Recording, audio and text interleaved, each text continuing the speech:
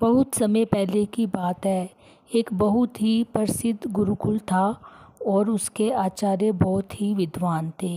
एक दिन उन्होंने अपने सब शिष्यों को बुलाया और बोला कि मेरी बेटी अब विवाह योग्य हो गई है, लेकिन मेरे पास पर्याप्त धन नहीं है कि मैं उसका विवाह कर सकूं। इसलिए मैं बहुत परेशान हूँ। क्या तुम लोग मेरी किसी तरह से मदद कर सकते हो? तभी 3 शिष्य जो कि बहुत ही धनवान थे सामने आए और उन्होंने कहा, हाँ गुरुजी, हमारे घर में किसी चीज़ की कमी नहीं है।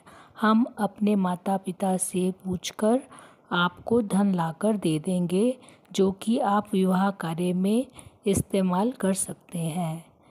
गुरुजी ने कहा, नहीं, यदि तुम अपने माता पिता से धन मांगोगे तो वो सोचेंगे कि मैं एक लोभी आचार्य हूँ और मैं ये नहीं चाहता।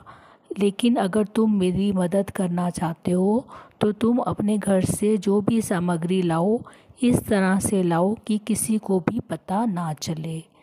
सब शिष्य चुपचाप सुनते रहे और कुछ शिष्यों ने अगले दिन से बिना किसी को बताए कुछ कुछ सामान लाना शुरू कर दिया और आचार्य भी उसे खुशी खुशी रख लेते।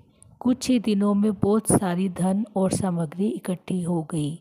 तब आचार्य ने अपने सब शिष्यों को बुलाया और कहा कि अब मेरे पास विवाह करने के लिए पर्याप्त सामग्री इकट्ठी हो गई है।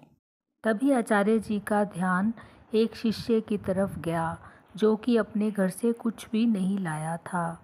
तब आचार्य ने उस शिष्य से पूछा कि तुम अपने घर से कुछ भी नहीं लाए, क्या तुम मेरी मदद करना नहीं चाहते थे?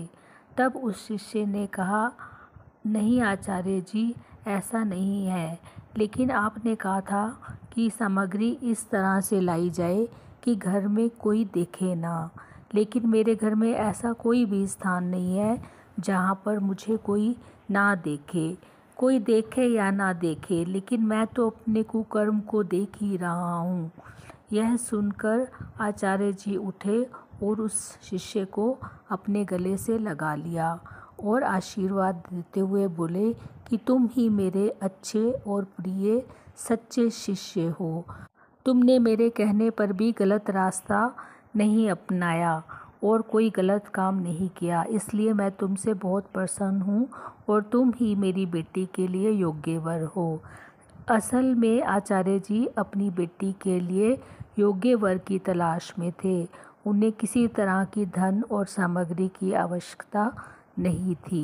इस प्रकार उन्होंने अपनी बेटी के लिए इसी शिष्य को चुना। So this is all for today. Thank you so much.